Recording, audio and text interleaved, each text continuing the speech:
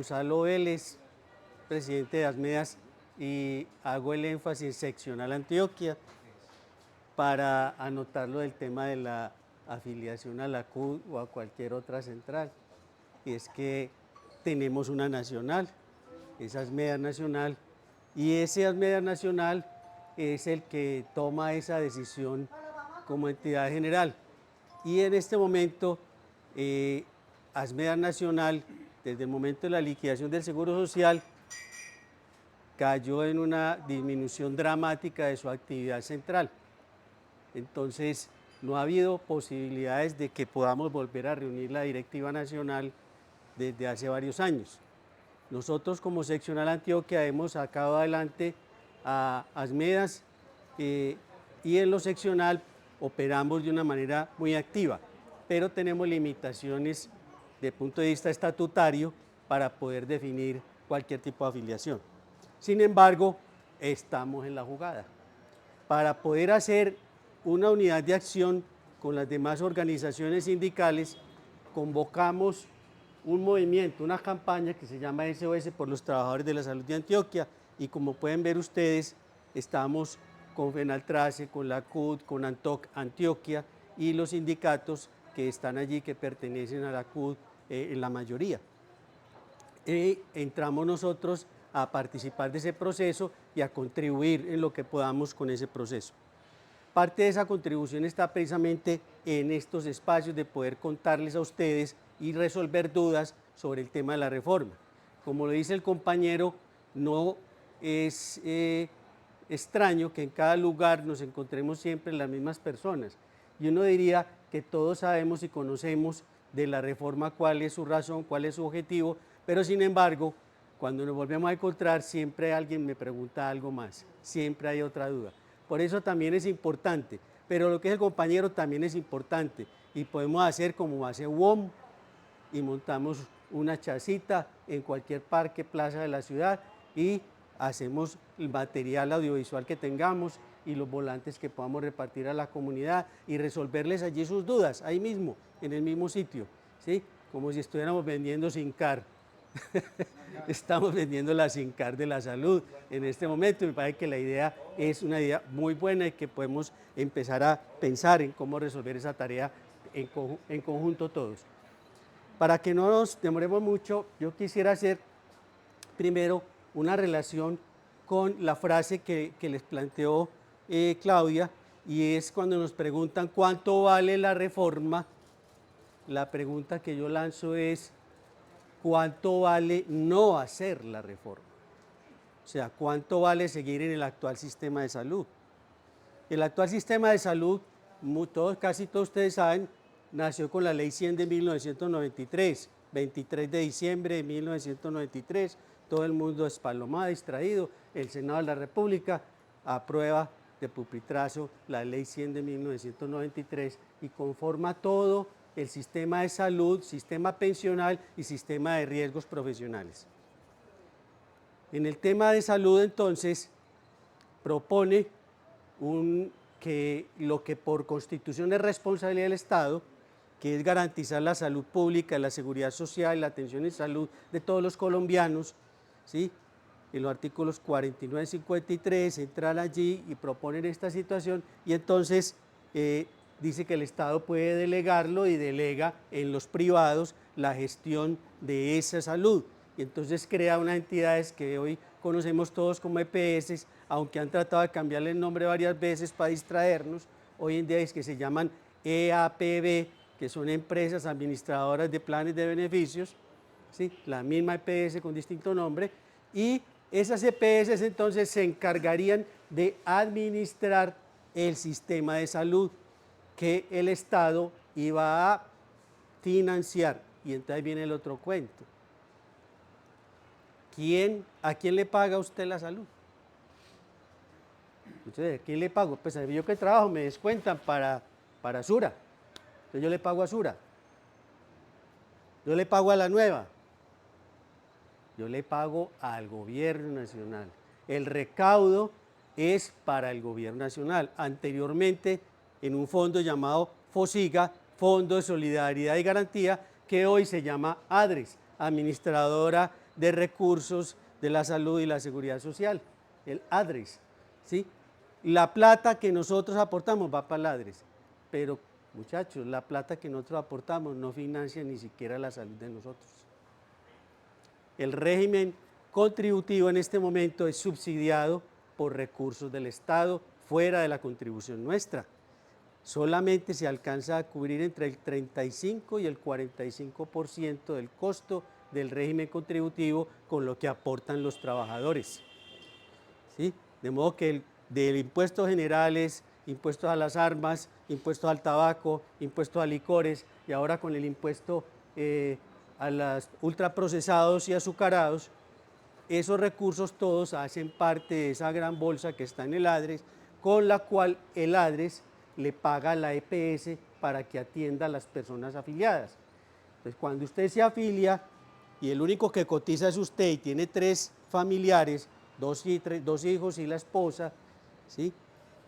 Ellos no pagan. ¿Quién paga por ellos? El Estado. Simplemente por la afiliación suya y su contribución. Si la atención de ellos cuesta más de lo que usted contribuye, entonces el ADRES, el Estado, paga eso y lo paga con una EPS a la cual le paga una cosa que se llama unidad de pago por capitación, una especie de prima para que ellos respondan por un riesgo de salud. Entonces se crea la ley 100 y entonces dicen, ahora sí la gente va a estar asegurada porque antes no estaba asegurada. Antes no estaba asegurada. Antes no existía un seguro de salud, pero la gente no la atendían. Tal vez estos muchachos no conocen porque es que estas canas tienen historia, ¿sí? Entonces dicen, vamos a volver al seguro social, ni siquiera recuerdan qué es el seguro social, ¿sí?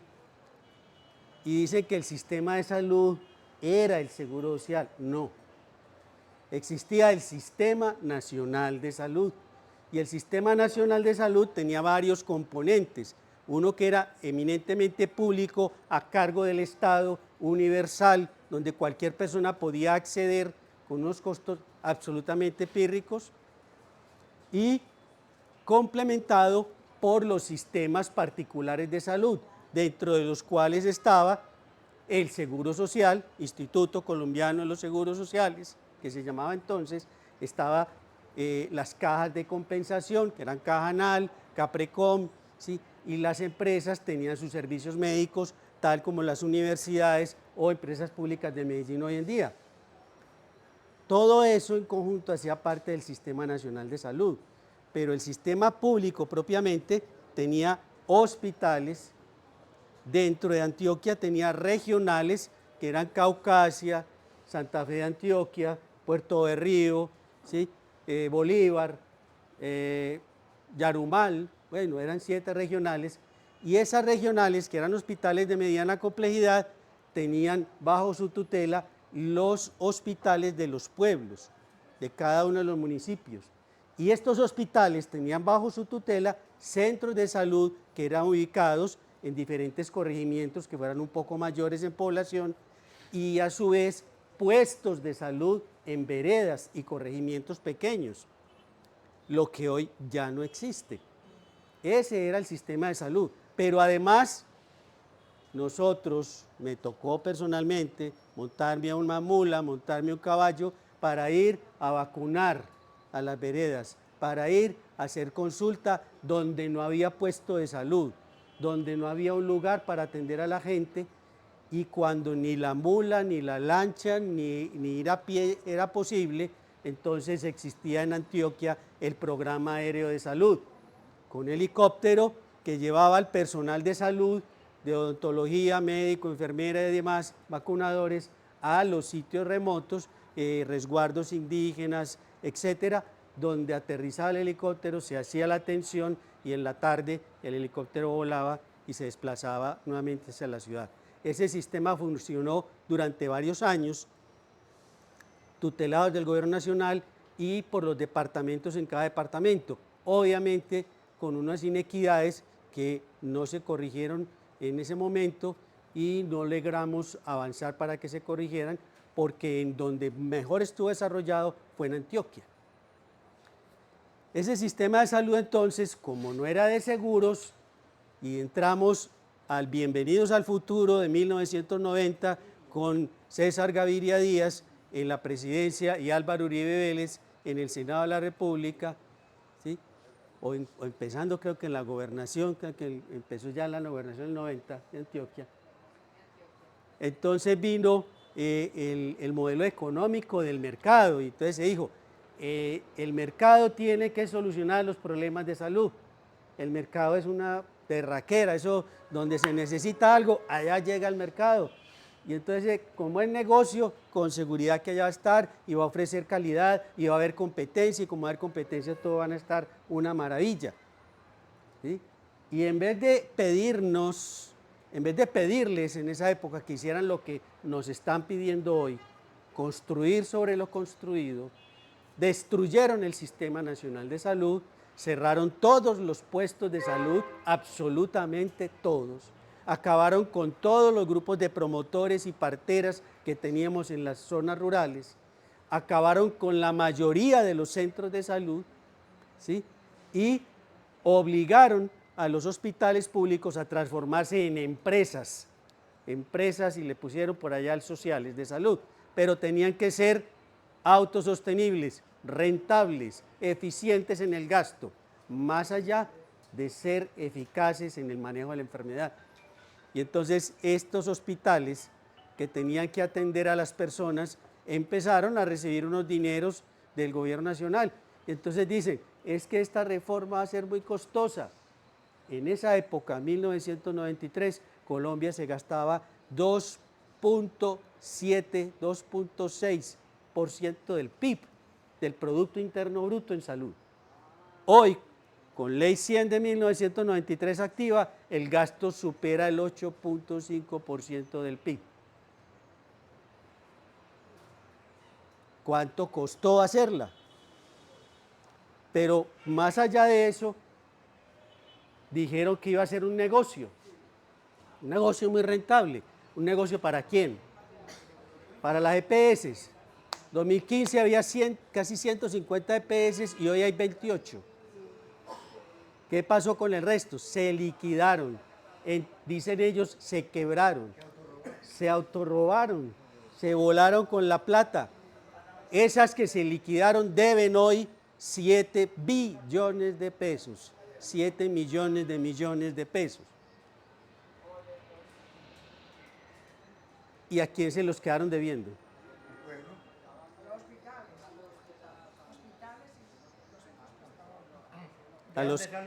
A los que le negaron, los que pusieron la plata por un lado, que somos todos nosotros, por otro lado a los que le negaron servicios, por otro lado a los hospitales, pero en los hospitales a quienes prestaron los servicios, a los trabajadores de la salud.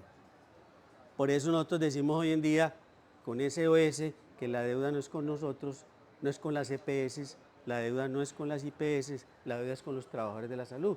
Y resulta que hoy en día el famoso negocio de la salud, tan bueno para las EPS, hoy esas EPS, las que están activas, deben 16 billones de pesos, 16 millones de millones, las que están activas. Deben 16 millones de millones. ¿A quiénes? A todos nosotros. Es plata de cada uno. Cuando compro la camisa y me cobran el IVA. ¿Sí? Cuando me tomo la gaseosa y me cobran el impuesto al azúcar. ¿Sí? Cuando me fumo un cigarrillo, los que fuman, el impuesto al tabaco. Cuando nos pegamos una rumbita y nos cobran el impuesto de licores. Cuando pagamos los que tenemos que pagar renta. ¿Sí? Cuando todo el mundo contribuye a esto. ¿A quién robaron en este país 23 billones de pesos? A todos nosotros. Y qué pesar que se acaben las EPS. Hombre, que se acabe el ladrón y nos da pesar que se acabe el ladrón. O sea, tenemos ladrón propio y queremos seguir teniendo el ladrón. Es inaudito que esa situación ocurra, pero ocurre. Y en este momento entonces, si no era negocio para las EPS y si se liquidaron tantas, entonces digamos que fue negocio para los hospitales. Los hospitales se transformaron, los hospitales construyeron muchas torres, unos crecieron, uy, no, el negocio es maravilloso, pero miremos la deuda. Esos 23 billones de pesos que nos robaron a nosotros para dárselos supuestamente a los hospitales, hoy se los deben. Hay 68 hospitales en crisis en Antioquia, solo en Antioquia. Hay 600 municipios del país que no tienen quien les preste un servicio de salud porque cerraron esos hospitales. Estuve en Venecia paseando, afortunadamente todavía me pagan, entonces voy a pasear a Venecia con mi hijo y oyendo una conversación en una cafetería, un señor le decía, no, sí, el hospital es aquí a la vuelta, sí, pero cuando hay una urgencia ahí no se puede, hay que llevarlo a Magá. Y eso está pasando en todas partes. Porque el negocio no era negocio tampoco para los hospitales. Y el hospital de Apartadó, que llegó a ser el mejor hospital del sistema de salud en Antioquia, donde estaba el Instituto de Investigación de Medicina Tropical, ¿sí? Donde estaba el Centro de Investigaciones Biológicas, donde la Universidad de Antioquia puso una sede, se ha liquidado 2 veces. Vuelve y lo pone a funcionar, vuelve y se liquida. Entonces, no es negocio para los hospitales ni para las IPS. Bueno, entonces, para los trabajadores de la salud, la mayor masacre laboral que ha existido en el país, nadie lo dice, lo digo yo. La mayor masacre laboral que ha existido en el país, en el sector de la salud, empezó con la Ley 100 de 1993. Se dijo, los hospitales, para poder ser sostenibles, tienen que flexibilizar su planta de cargos. Y entonces para eso se tienen que reestructurar. Y esas 2 palabras hicieron carrera durante 1995, 96, hasta el 2000. Todos los hospitales se reestructuraron, eliminaron sus plantas de cargos y empezaron a flexibilizar los trabajadores, contratándolos por orden de prestación de servicios, falsas cooperativas de trabajo asociado y hoy en día falsos sindicatos. Sí, porque la carga laboral iba a acabar con las instituciones.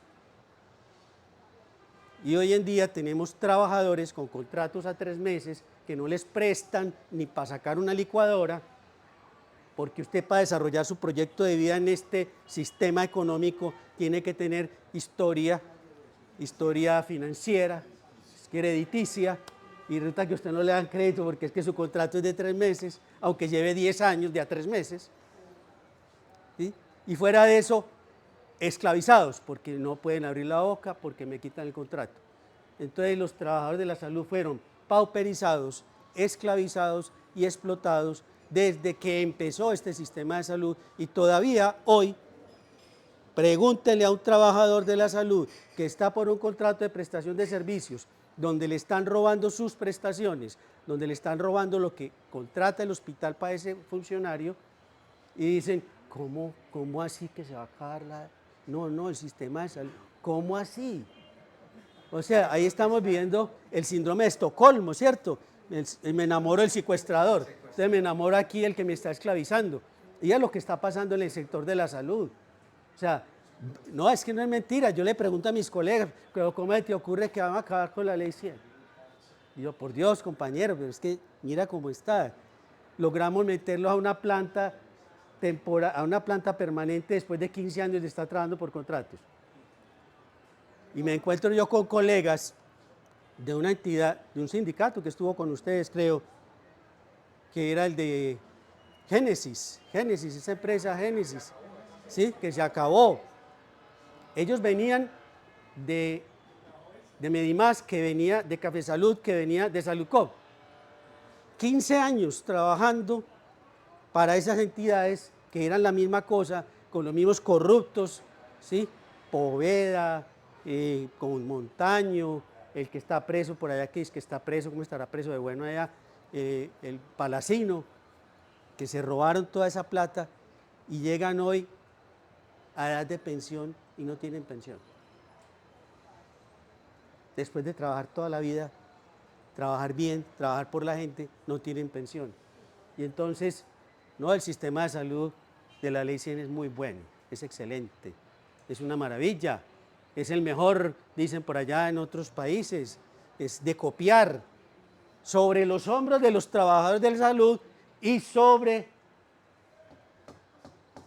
los pacientes, las personas. ¿Cuántas historias hemos escuchado del que murió esperando la autorización de un procedimiento, de una cirugía, de un examen? ¿Cuántos de ustedes que estaban jóvenes y los ponen a hacer la fila, la abuelita o el abuelito, y ustedes van y se maman esa hijo de madre fila, ficho 130, 180, para una autorización?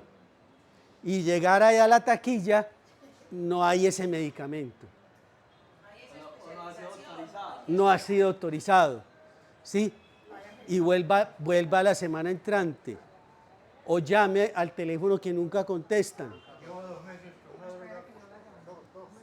o escriba al correo que nunca le responden, ¿sí? O sea, esa es la maravilla del sistema de salud que beneficia. Entonces, ¿para quién fue negocio? Para los dueños del capital y de la política. Entonces, ¿qué tenemos en las EPS? Las EPS en el país: Sura, Salud Total, vamos a poner dos ejemplos, y Sanitas.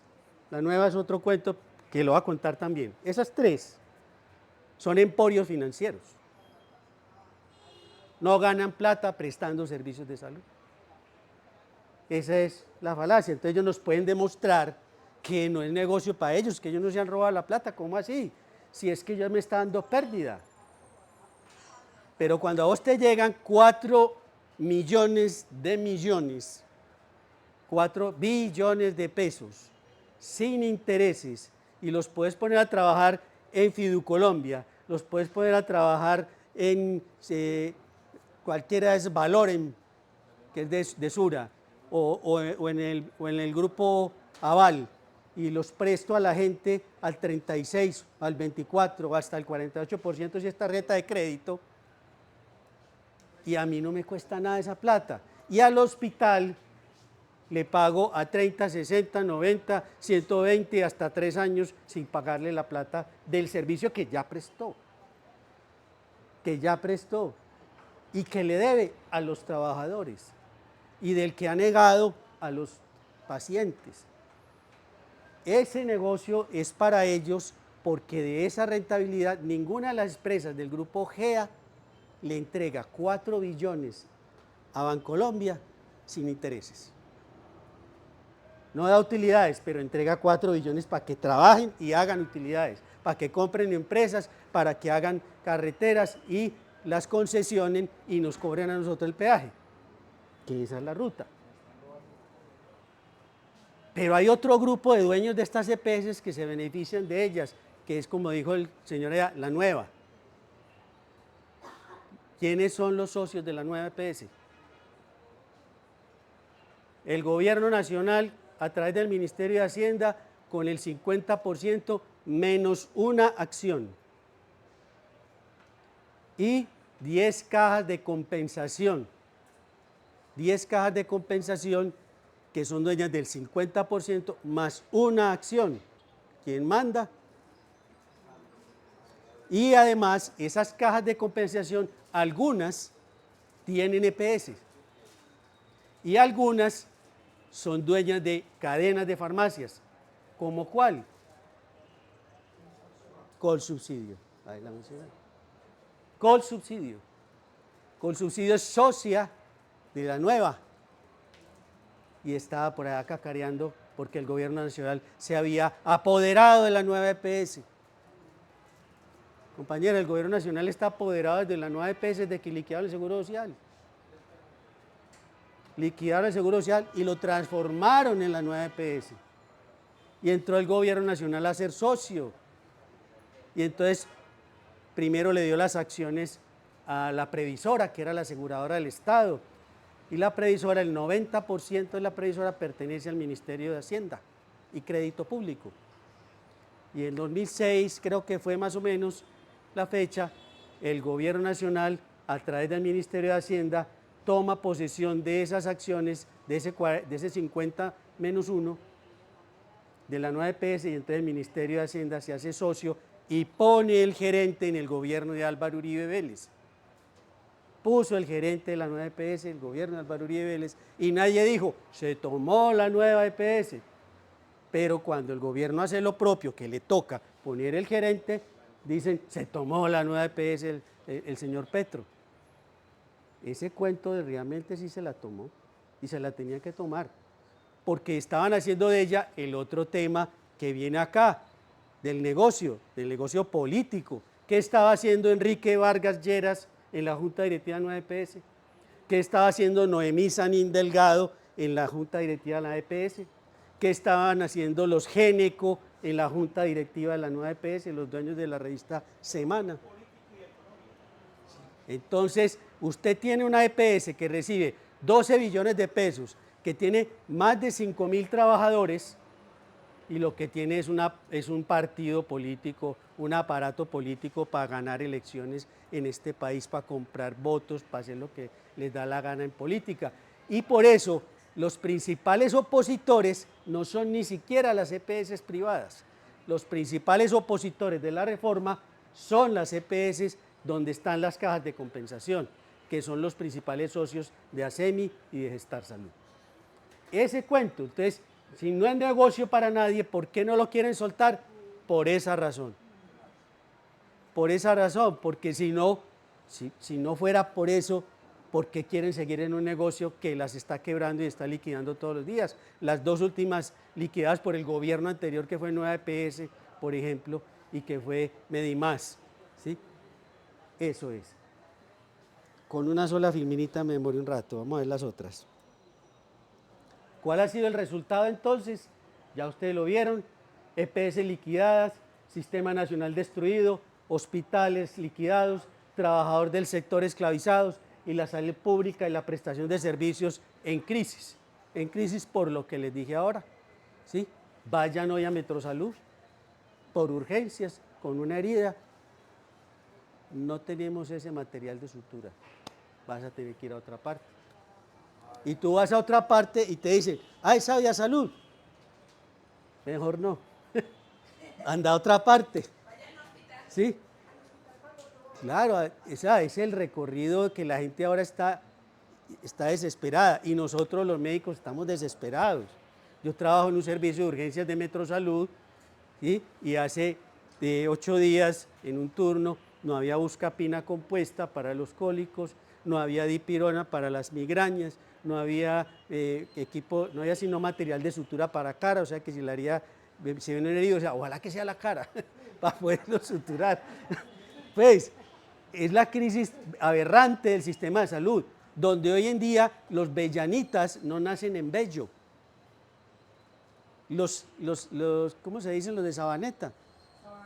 Los sabanateños no nacen en Sabaneta, porque todas las sedes de partos se cerraron, todas las salas de partos se cerraron. ¿Por qué? Porque no eran rentables, ¿sí? Y las salas de pediatría se están cerrando. ¿Por qué? Porque no son rentables. Muchachos, el futuro de Colombia no es rentable. ¿Qué nos espera? ¿Qué nos espera si cuando estamos gestando un bebé y tiene que nacer, si cuando nace con dificultades hay que atenderlo, y si cuando se enferma durante sus primeros años de vida no hay dónde atenderlo, porque no es rentable su atención? Él no es rentable y él es el futuro de nuestra sociedad. Esa es una situación que nosotros no entendemos y no comprendemos desde la prestación del servicio que tenemos cuando una usuaria de Sura dice, ¿cómo van a acabar con Sura si es tan bueno? Y ha puesto 5 tutelas para que la atiendan. Y defiende a Sura. Casi es una, no, participaron de la protesta los que salieron a la calle, personas con cáncer, enfermedades huérfanas, y salen a decir, no, es que hay que defender a Sura porque no nos quedamos sin tratamiento, pero tuvieron que poner 5 tutelas y desacatos para que lo atendieran. Y hay más de 1.700.000 quejas en la Superintendencia de Salud, 500.000 de ellas con súplica por la vida. Y entonces sale un señor de una EPS a decir, eso es apenas menos del 1% de las atenciones que nosotros brindamos. O sea, ¿qué vale la vida de las personas para ese desgraciado? Una sola persona que muera, una sola. La salud pública. Muertes maternas, perinatales en aumento, dramático. Nosotros somos definitivamente un país que nos encanta volver paisaje todo lo volvemos paisaje, ¿sí? En Colombia, 350 niños han muerto cada año en los últimos 5 años. El año pasado disminuyó el 23%. ¿Sabe qué murieron? De hambre, solo de hambre murieron 350 niños. Cuando se estrelló el avión del Chapecoense, fue noticia internacional, iban 50 personas a bordo. Aquí se estrellaron 7 aviones de esos, llenos de niños, y nadie dice nada. Nadie, ninguno de nosotros hicimos nada. Se nos volvió paisaje. Esa es la salud pública de este país y eso es lo que hay que intervenir. El hambre. Este gobierno empezó a hacer ya algunas acciones y en el año 2023 disminuyeron casi el 25% las muertes infantiles por desnutrición. Esa es una de las razones por las que hay que hacer reformas. Sigamos.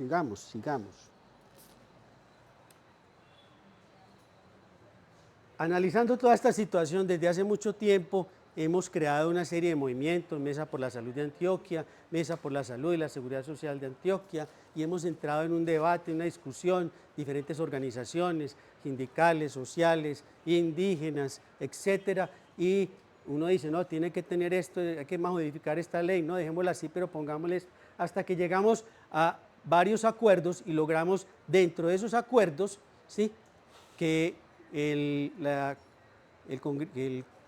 Corte Constitucional sacara una sentencia que es la sentencia T760 que obligaba al Gobierno Nacional a avanzar en la garantía del derecho a la salud de las personas. Y gracias a esa sentencia y a esa comisión de seguimiento de la sentencia T760 que nombran y dentro de la cual estuvo la anterior ministra Carolina Corcho, ayudando en la coordinación de esa comisión, se hizo una gran cumbre social y política por la reforma estructural al sistema de salud, que durante los años 2020, comenzó 2021, logramos consolidar con más de 200 organizaciones sociales, más de 1.500 personas convocadas, un proyecto de ley que se iba a presentar como sociedad civil al Congreso de la República, ganara quien ganara las elecciones. Ese proyecto de ley, que hoy en día se llama Proyecto de Ley 339, nació de la sociedad civil, nació en la cabeza de Petro. Y esa es una de las razones que tiene estigmatizado en muchas personas el proyecto de ley, porque hay personas que todo lo que sea Petro, no. Y eso lo ha estimulado la derecha. La derecha ha estimulado a la gente a decir, no, todo lo que sea Petro es para volvernos como Venezuela. Todo es satanizado, todo es castrochavismo, todo, etcétera. Entonces, mucha gente se opone al sistema de salud solo porque es de Petro. Y usted le pregunta cualquier cosa y no tiene ni idea. Pero como es del gobierno, lo rechazan. ¿Qué hicimos nosotros durante ese proceso con los candidatos a la República? A la presidencia de la República le presentamos este proyecto y el que lo acogió para su programa de gobierno fue Gustavo Petro. Gustavo Petro Rego acogió y lo ha defendido a capa y espada con todas sus capacidades. Por lo tanto, nosotros apoyamos este proyecto y en este proyecto estamos apoyando al gobierno nacional. Esa ley estatutaria, ¿qué busca? Esa ley estatutaria logró, a través del mismo Corte Constitucional, elevar el derecho a la salud, que era un derecho económico, social y cultural, al nivel de un derecho humano fundamental autónomo. Anteriormente había que ligarlo con el riesgo de perder la vida para poder que una tutela saliera. Pero a partir de ese momento se convirtió en un derecho humano, fundamental, autónomo. Por sí solo, la salud es un derecho fundamental sin tener que llegar que afecte o no otros derechos.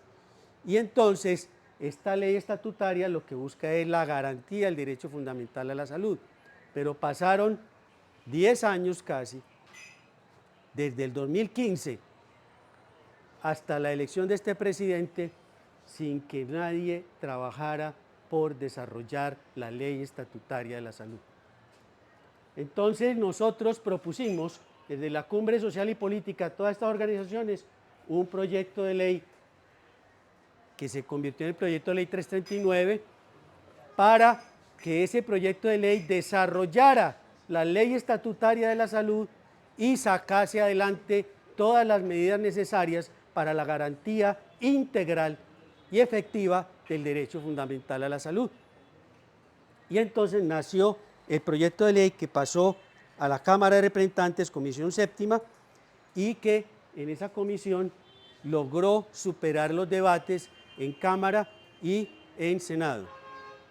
Pero es que, ¿cómo así que ustedes presentan un proyecto sin discutirlo, sin que nadie hable de él, sin que nadie opine? Personalmente he participado en más de 50 conferencias sobre esta reforma. Y yo soy uno de muchos que en el país estamos hablando de ella. Fuera de eso, es la reforma que ha sido más debatida en toda la historia del Congreso de la República.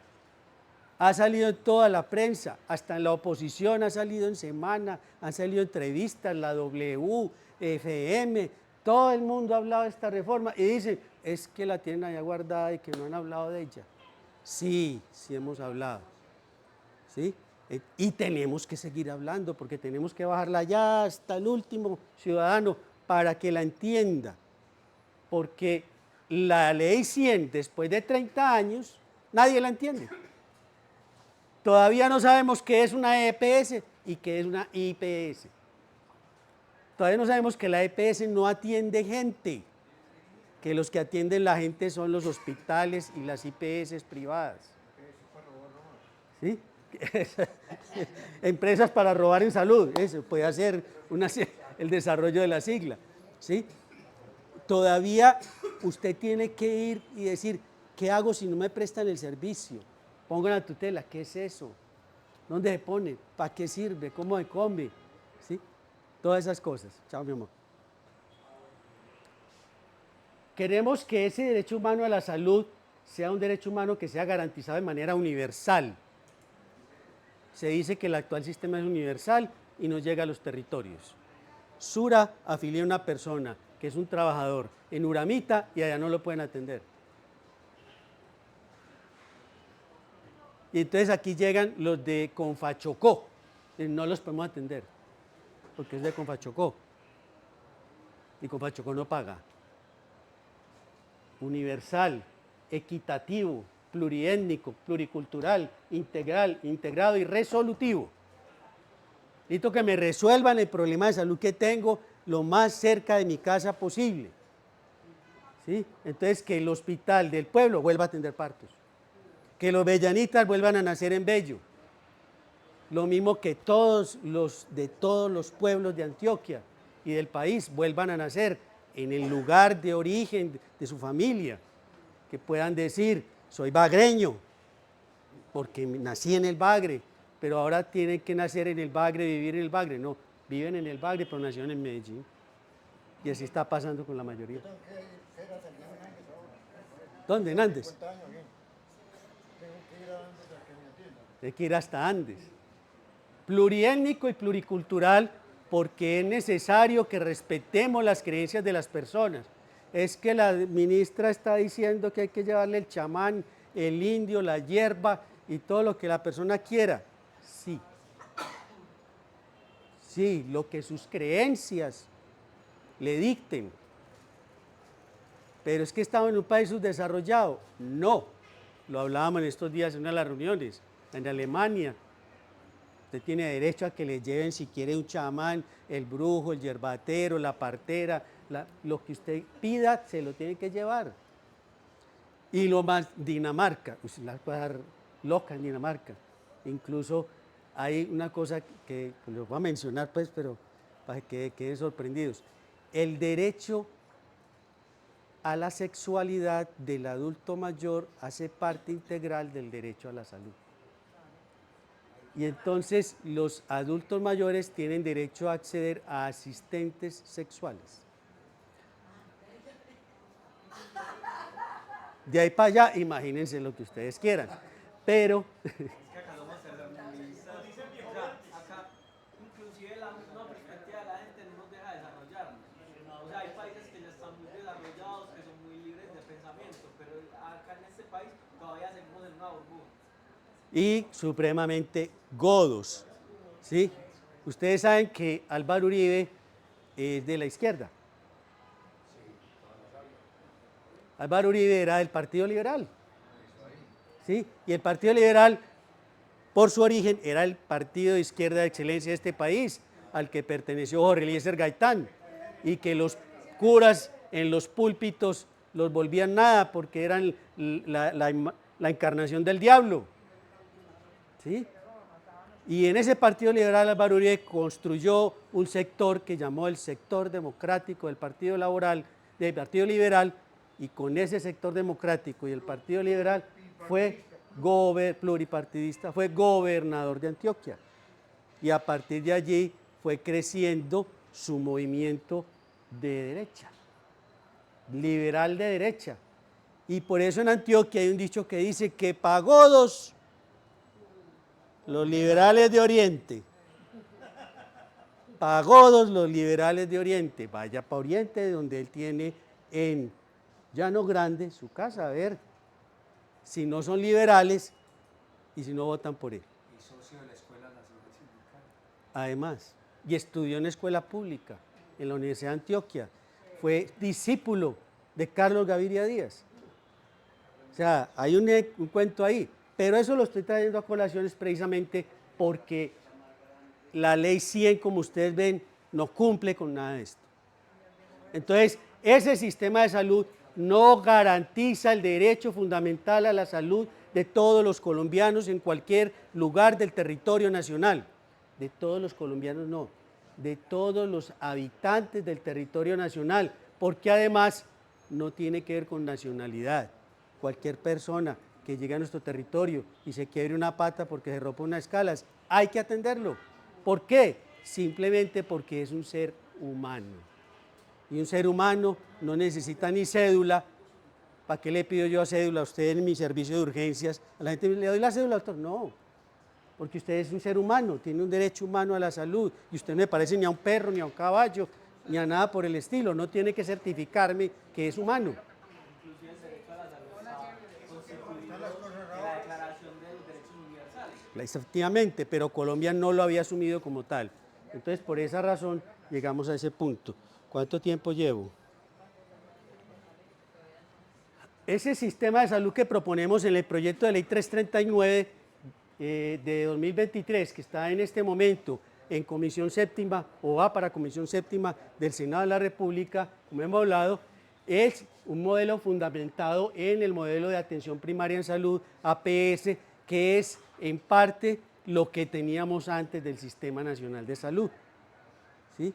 En parte es eso, es poder llegar hasta el último ciudadano de Colombia, que podamos llegar o a través del hospital grande en estas ciudades o a través del hospital de mediana complejidad en algunos pueblos o a través del pequeño hospital o a través del centro de salud o a través del centro de salud o a través del puesto de salud o a través de un grupo de personas que van a acompañar en la vereda, en el corregimiento, en el resguardo a las personas que tienen difícil acceso, pero que podemos acompañar allí.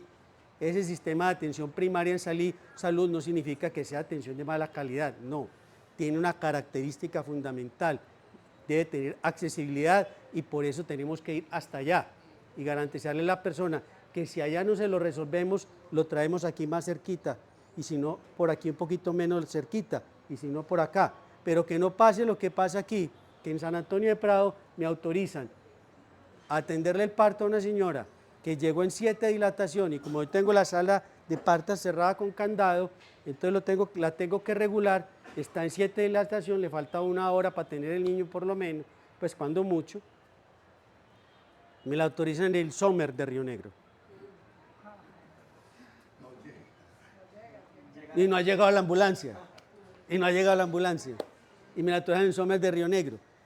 Si yo mando a un paciente que tiene un infarto y me lo autorizan en EMSA, porque allá es donde tiene contrato Savia, desde San Antonio de Prado la ambulancia pasa por cuántos servicios de cardiología que lo pueden haber atendido más oportunamente. Eso es lo que se pretende, que la atención sea resolutiva lo más cerca del sitio de residencia o de trabajo de la persona. ¿Sí? Ah, pero entonces para hacer eso, ¿qué tengo que hacer? Ah, entonces me inscribo en el centro de salud más cercano. Listo, voy y me inscribo allá. Ah, pero entonces la libre elección se acabó. ¿Dónde lo atienden usted? En Caldas. ¿En Caldas? ¿Quién le dijo que era allá? ¿Usted escogió Caldas? Sí, ¿Por qué? en familias de allá. ¿Tu familia es de allá? ¿Había otra posibilidad para que te atendieran? Entonces la EPS te dice, esta es la red que tengo. Ya usted se tiene que inscribir ahí. Pero la libre elección, la EPS la piensa y la dice, es por la elección de EPS. Usted tiene libre elección para escoger su EPS, pero no puede escoger el sitio donde quiera que lo atiendan. La gente que tiene salud total no la puedo atender en San Antonio de Prado. Y salud total no tiene el centro de atención más cercano en el Parque de Itagüí. Tiene que ser ahí porque si no, no lo puedo atender. Entonces la libre elección no existe en este sistema. Y nosotros podemos decirle a la gente, si usted no quiere que lo atiendan en Uramita, sino en el municipio vecino, es problema suyo. Pero yo le estoy ofreciendo cerca de su casa. Ah, pero es que ese está muy regularcito, sí.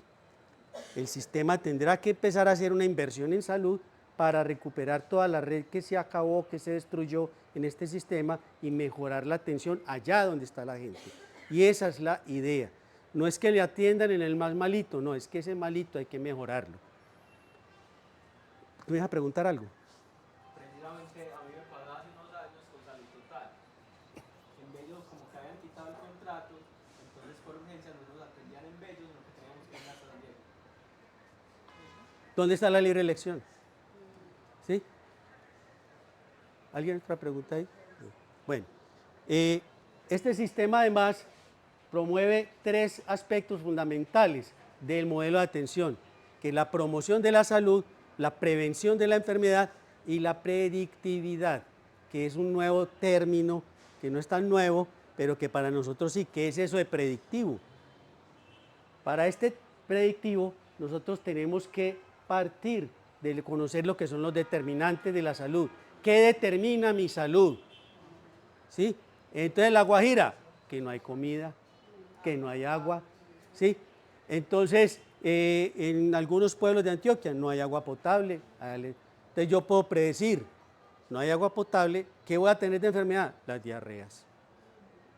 Entonces, en esa predicción yo tengo que intervenir ese aspecto e intervenirlo antes de que se convierta en diarrea.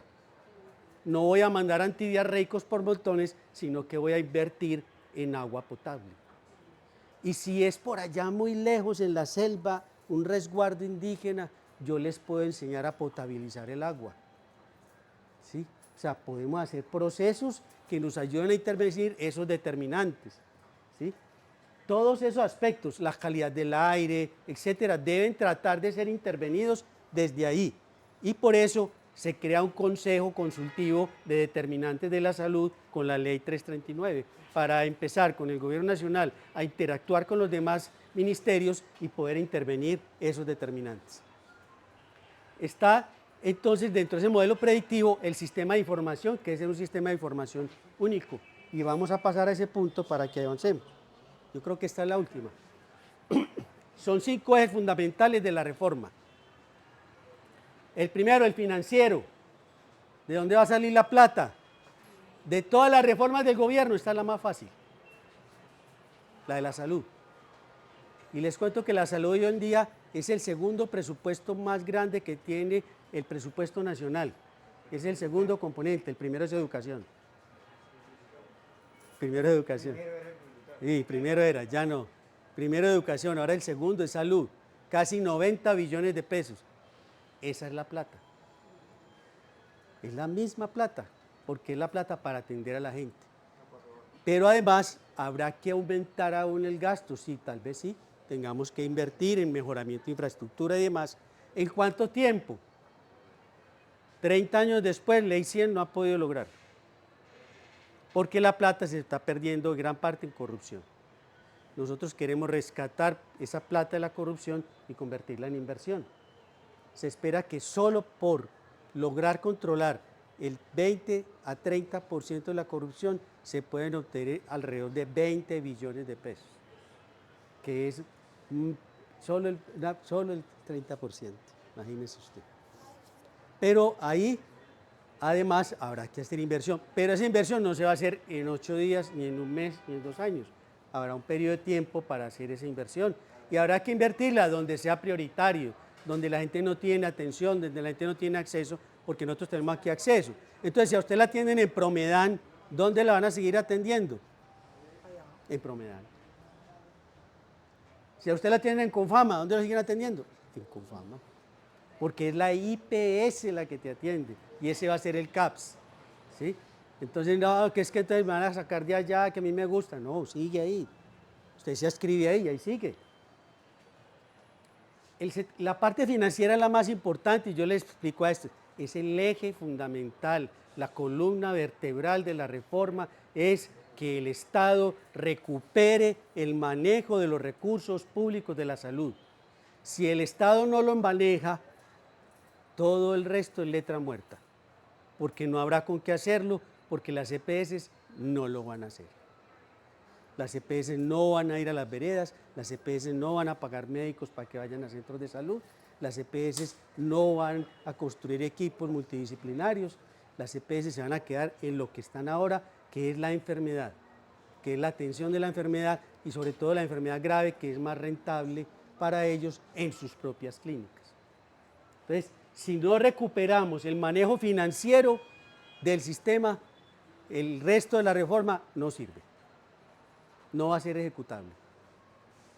Modelo de atención, poder aplicar lo que les dijimos del modelo de atención primaria en salud a toda la población en las características que planteamos. Formalización del empleo en el sector salud, acabar con la esclavización de los trabajadores, que eso vale mucha plata y va a quebrar el sistema. ¿Seguimos con un régimen de esclavitud? Tendremos que seguir montando un sistema donde hasta los usuarios caminemos encima de los cuerpos de los trabajadores de la salud.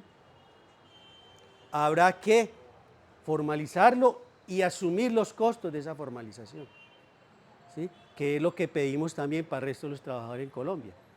¿Sí? O sea, que es que las empresas van a ganar menos, sí, pero no pueden esclavizar a la gente para ganar más. Y efectivamente el sistema de salud tendrá que avanzar en la formalización del empleo, además para poder garantizar los incentivos suficientes para que un profesional hoy en día se vaya a una vereda, a un centro de salud, a un pueblo a trabajar, porque si ustedes ven hoy las convocatorias, están ofreciendo hasta 11 millones para irse a trabajar a Yondó. Y Yondó no tiene con qué pagarlos. ¿Por qué están ofreciendo 11 millones? A los 3 meses se está yendo ese médico, me robaron y fue pucha. Auditoría y, bueno, el Sistema Único de Información, que fue lo que les comenté ahora, y es fundamental esto, este es fundamental. Agustín Codazzi me dice, ¿sí? Perfectamente, en Ansá, ¿cuánto es su población? ¿Cuál es su condición geográfica? Si son quebrado el terreno, si es plano, si tiene quebradas, si se inunda, si no se inunda, ¿sí? Agustín Codazzi. El DANE me dice, ¿cuántos hombres? ¿Cuántas mujeres son? ¿Cuántos niños? ¿Cuántas están en edad fértil? ¿Cuál ha sido el promedio de partos en esa zona? ¿Cuántas se han embarazado? Todo eso lo tiene el DANE. Ese sistema de información único tiene que interactuar con toda esta información. ¿Para qué? Para poder prevenir, predecir y administrar el sistema. Vea, es que yo soy el alcalde de Angelópolis, yo necesito 10 médicos aquí. Usted tiene 10 amigos médicos para colocar allá. Señor, usted tiene una población de 5.000 habitantes, con 2 médicos es suficiente para usted. Justifíqueme los otros 8. justifíquenmelos, díganme qué pasó, o sea, un éxodo campesino o qué pasó. Para nosotros desde el ministerio o el departamento o el municipio diseñar la estrategia para poder cubrir eso. Pero eso sirve al mismo tiempo para la administración y la gestión del gasto y el control del gasto. Porque entonces muchos dicen, es que le van a entregar plata a los alcaldes son corruptos. Yo les he dicho, acaben con las alcaldías. Si dicen que son corruptos, que no le entregó la plata de salud, ¿cómo le entregamos el resto de la plata? La de la educación, la del transporte. Si todos los alcaldes son corruptos, acabemos con las alcaldías. Bueno, entonces pongámosle el control, y el control está en el Sistema Único de Información. ¿Cómo sabemos cuánto están cobrando? Tenemos un régimen tarifario que está propuesto en la reforma, y ese régimen tarifario establece unos máximos y mínimos para que ellos puedan cobrar la factura, pero además esa facturita tendrán que hacerla con facturación electrónica. Y entonces, el DAN la DIAN sí sabe. La DIAN sabe cuánto me gasté yo allí en el Éxito, la DIAN sabe cuánto me pagaron en mi trabajo, la DIAN sabe todo eso, pero el sistema de salud dice que no puede saber cuánto le factura Sura a su clínica. ¿Cuánto le factura la clínica Sura? Eso no lo podemos saber. Pero la DIAN sí tiene información. Entonces el Sistema Único de Información tiene que interactuar con todos los sistemas del Estado para garantizar eso, la predicción y la administración del gasto.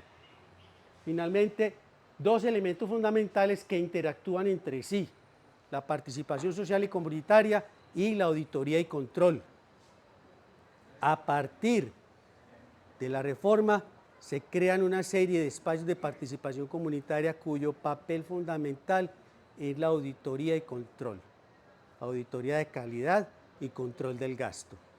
Serán ojos y oídos de los entes de control, muy especialmente de la Superintendencia Nacional de Salud, que ya en este gobierno, antes de que empiece la reforma, se está transformando para poder estar presente en todos los lugares del país, de una u otra manera.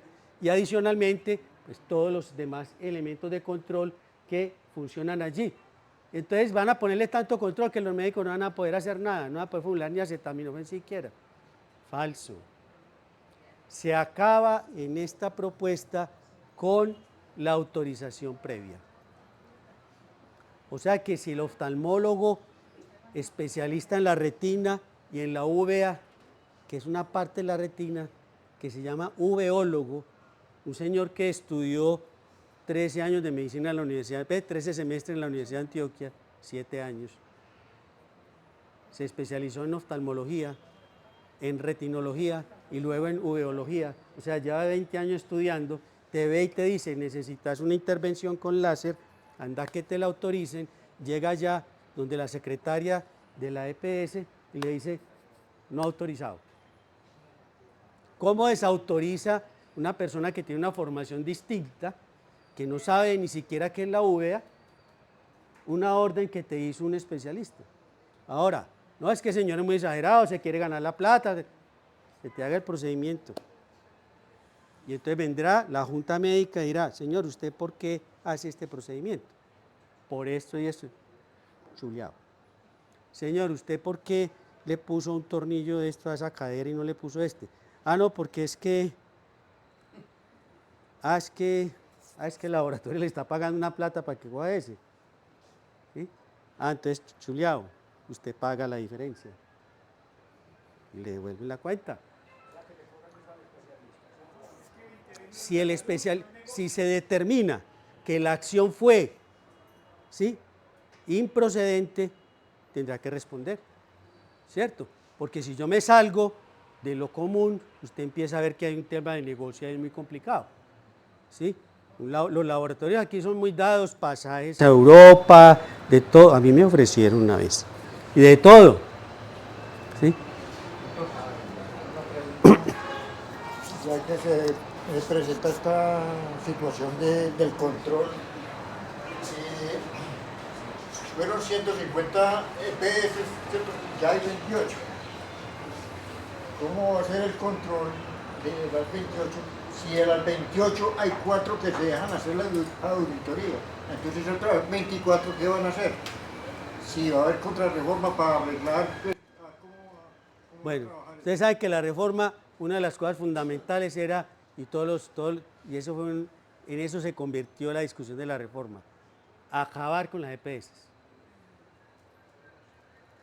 Y entonces, para poder sacar eso de Cámara, hubo que aceptar la transformación de las EPS, transformarlas en gestoras de salud, donde van a ejercer unas funciones de las cuales ninguna implica manejar dinero.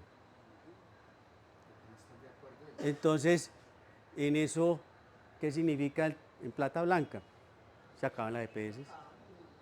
Van a seguir haciendo inicialmente y durante la transición y tal vez un poco más, funciones de administración del sistema, administrativas. ¿En qué sentido?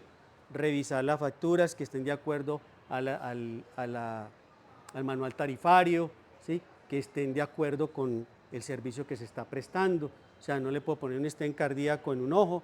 Entonces, esas cosas serán en la evaluación de la facturación.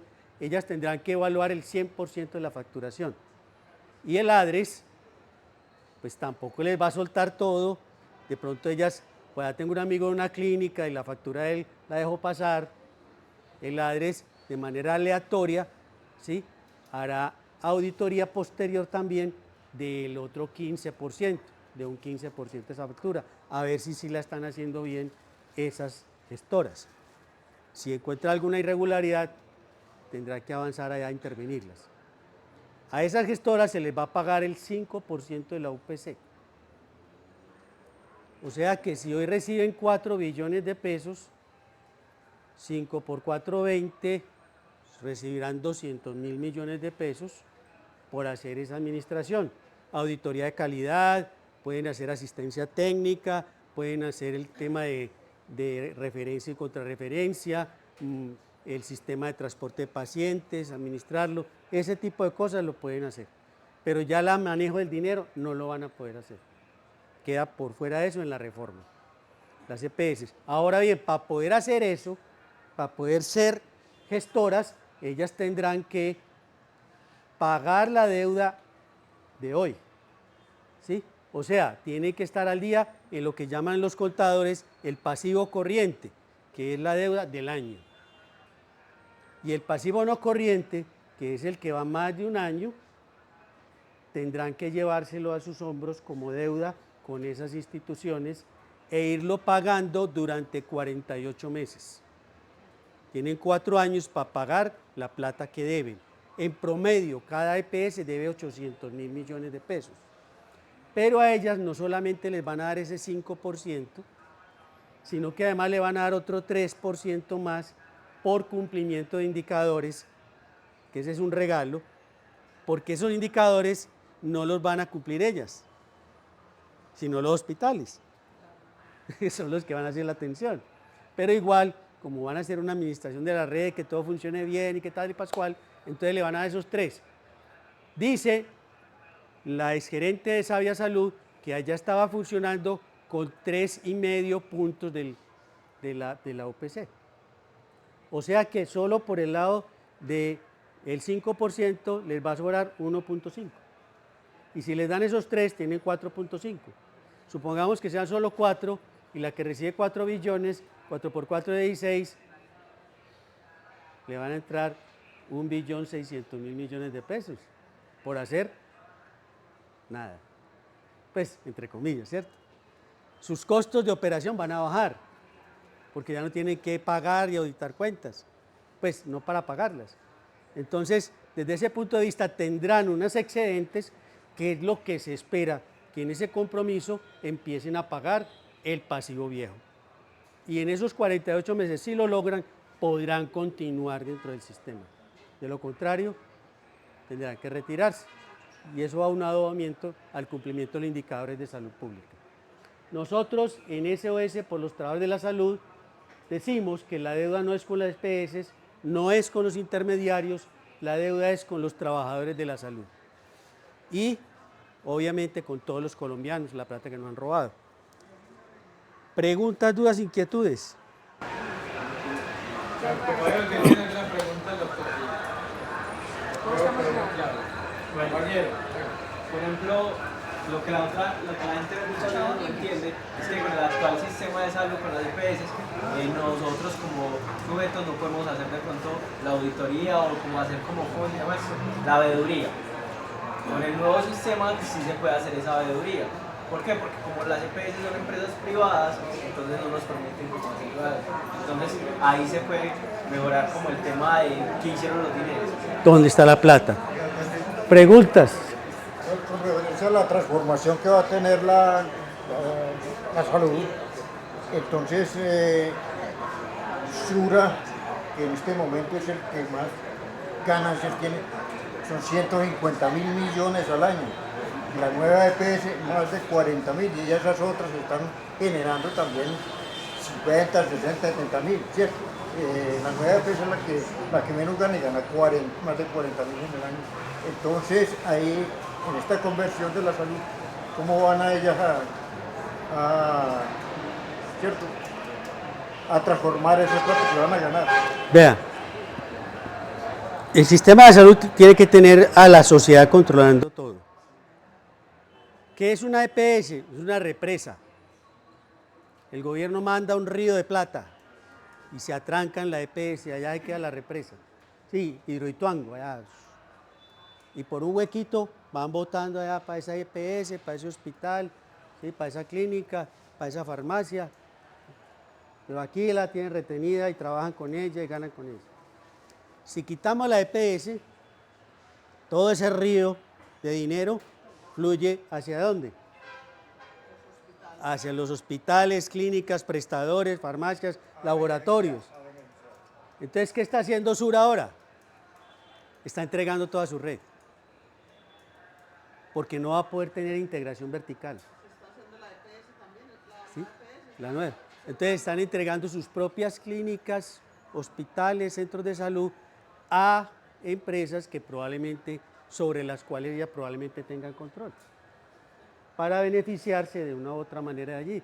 Por eso es que habrá que establecer un manual tarifario, porque lo que pasa hoy es que a Metrosalud, por un procedimiento quirúrgico, le pagan 10 veces menos que a la clínica privada amiga del gerente de Savia.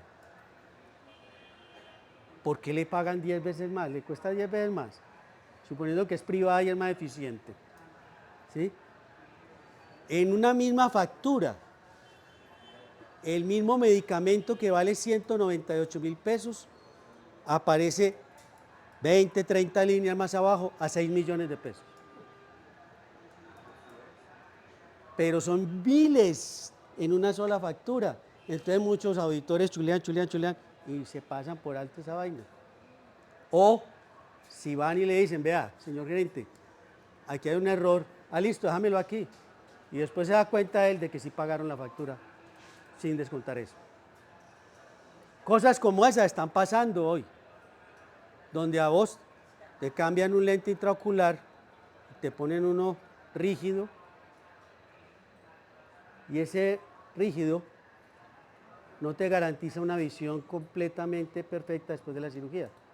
Entonces luego de la cirugía te mandan a optometría, a una parte donde te ponen las gafas, el marco más feo, y vos querés el marco menos feo, tenés que pagar otro poquito. Entonces voltean el negocio y te ponen a gastar gafas toda la vida, pudiendo haberte corregido de manera más adecuada eso, robándole al paciente y robándole al sistema. Eso está pasando ahora. Por eso, todas esas cosas hay que estar atentos y alertas con ese tipo de entidades, porque son entidades que son negocio.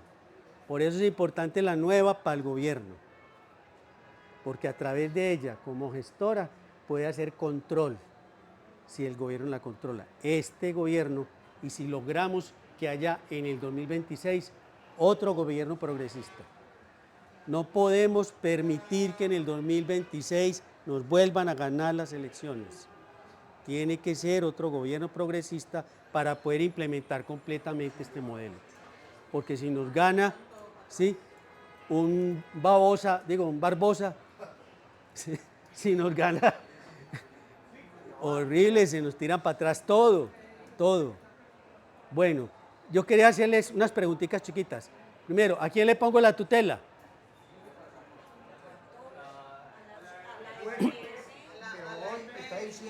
No, hoy no, hoy no. Con la nueva reforma, ¿a quién le pongo la tutela? Al que no me quiere atender, el CAPS. No me quieres atender, listo, te pongo la tutela. El TAS tiene que responder por su atención.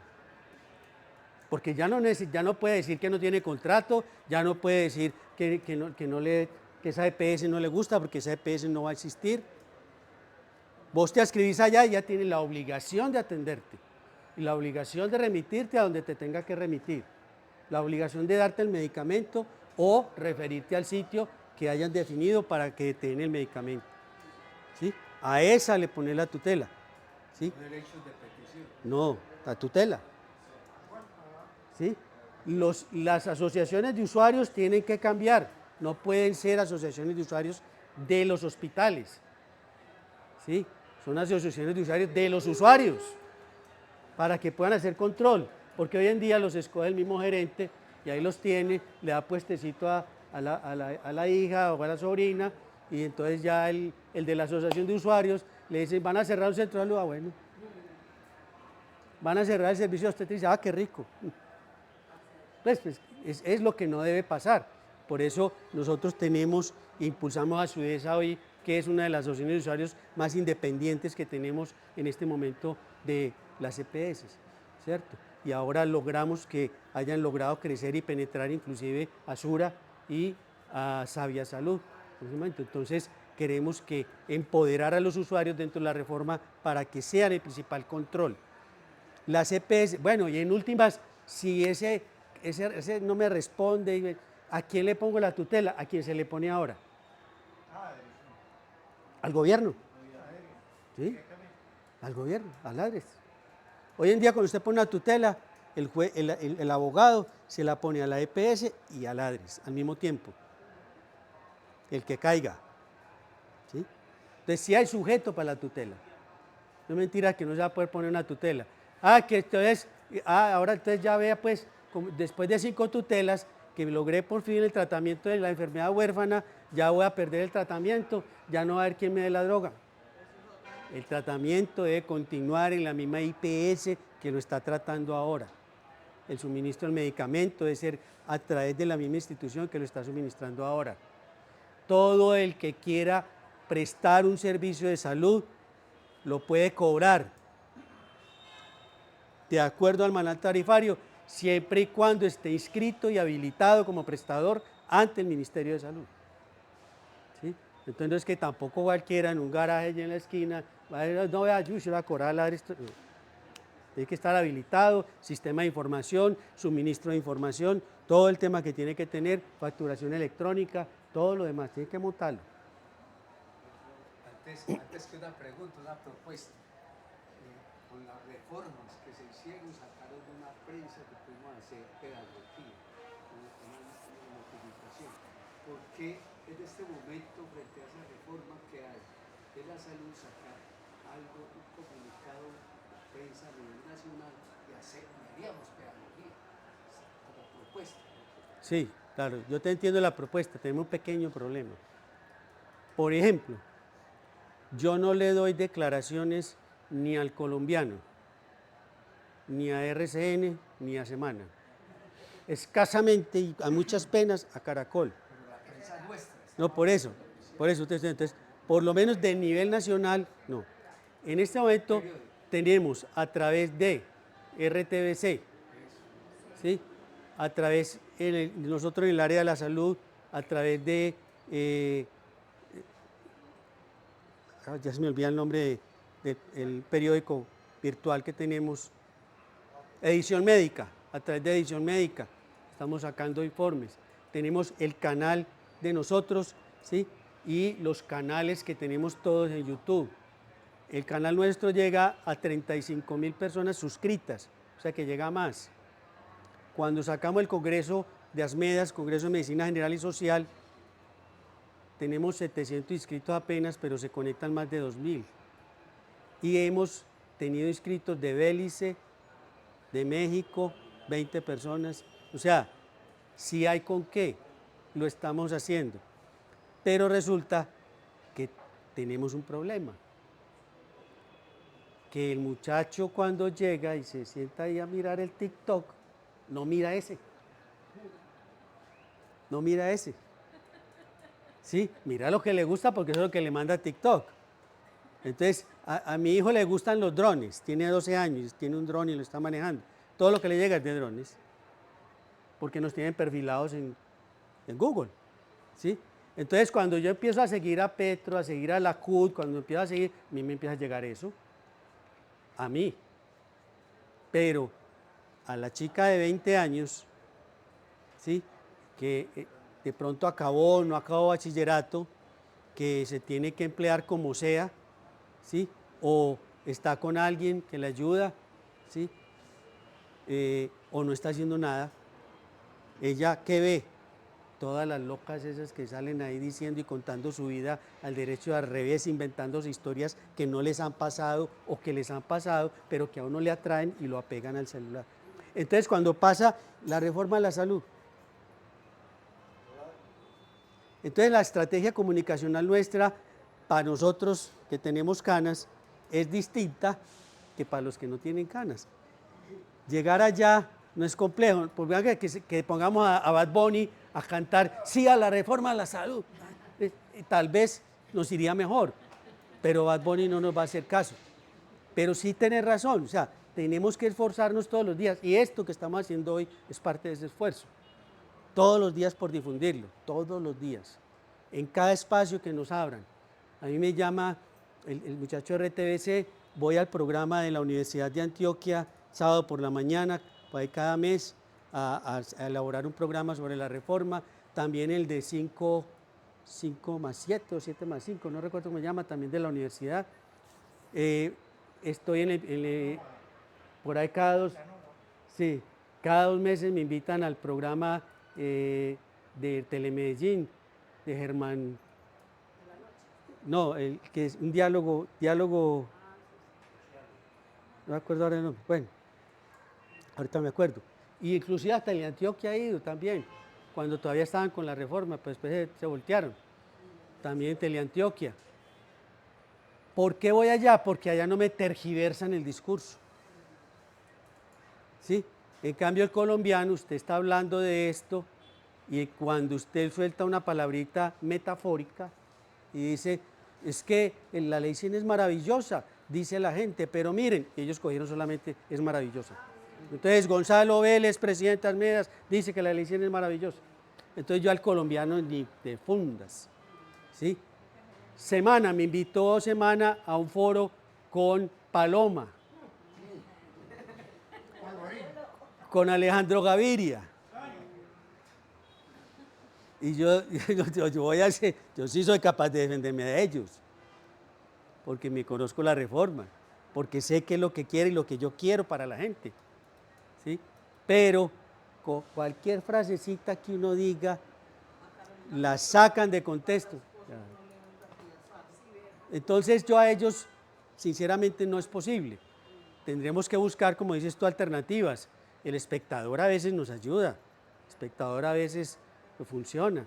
Entonces por ahí vamos nosotros y tratando de hacerlo. Y con estamos emitiendo en Asmedas 3 foros cada mes. Uno se llama Foro Asmedas Delibera, donde hablamos de temas que tienen que ver, pero indirectamente. Entonces el año pasado fueron todos de la niñez, el hambre, el maltrato, y todo que está incluido en esto. De la mujer, este año va a ser sobre los derechos de la mujer, todo el tema. Pero tenemos otro foro que se llama Diálogos de Coyuntura, Tribuna, y ahí hemos hablado de la reforma de la salud, de la reforma pensional, de la reforma laboral, hemos hablado de cómo le fue al gobierno en el primer año y llevamos personas que hablaron de ese primer año, personas cercanas, obviamente, al gobierno, donde nos hacen el análisis de la parte económica, de lo internacional y lo demás. Y llegan 2.000, 3.000 personas a conectarse ahí. Pero obviamente, lo cierto es que a pesar de todo eso, yo sé que no es suficiente. Yo estoy haciendo hasta donde yo puedo, pero esto que estoy haciendo espero que cada uno de nosotros lo replique en alguna parte, en el taxi, en el bus, con el amigo, con el compañero, ¿sí? Yo me bajo de un taxi y ya sé que el taxista quedó tocado. No sé si convencido, pero tocado sí. Porque uno va metiendo el temita. Claro, si lo ve como muy peligroso, más bien, ¿no? Porque pero uno trata de resolver dudas. Y en la calle a veces, o sea, ¿usted qué opina? Claro, es un esfuerzo difícil, pero yo creo que si de esta sala cada uno replica a 10 personas, avanzamos mucho. La mano, haciendo la pedagogía y entregando lo que quiere. Y no que el espectador ni Eso. colombiano. Hay que buscar elaborar ese material. Precisamente yo le decía al doctor ayer eso, hay que sacar un boletín, un volante. Ojalá mañana planteamos la marcha para eso, pero ya el doctor Oh, hay dificultad en la tipografía, no nos cumplieron. Hay que sacarlo incluso con la cruz y la indicarle de reproducirlo y hacer una brigada en la calle y entregar a la gente. Lo segundo es que es muy importante también lo que acaban de decir, es que un día de estos, para hacer eso mismo, de la salud, de una charla sobre cómo crear las relaciones de usuarios de la salud. Porque eso es lo que necesitamos ahora, que la gente, el común, los trabajadores o trabajadores informales o cualquier clase de persona que defienda la salud, sepan qué pueden hacer en una asociación de usuarios de la salud. Lo mismo las veedurías, que también son muy importantes. Las veedurías no le hemos dado lo que, la importancia que requiere, pero una veeduría tiene funciones muy importantes que pueden hacerlo y hacer voltear a la gente que puede hacer. Entonces yo creo que esa es una de las tareas que nos queda, doctor. Cuando tenga el volantico, nos manda hasta la cruz y lo reproducimos. Perfecto. Bueno, compas, lo otro entonces, ya terminamos la charla. Sí, ya. Ya otro día miramos qué otra...